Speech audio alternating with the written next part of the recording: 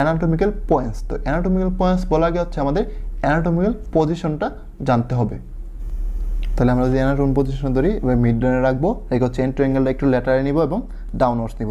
তাহলে this is the first ribs of right side. তাহলে anterior is larger, thicker and content concave depression, posterior in content head neck tubercle and superior surface of shaft marked by two shallow groove এবং internal border is concave and marked by scalene tubercle।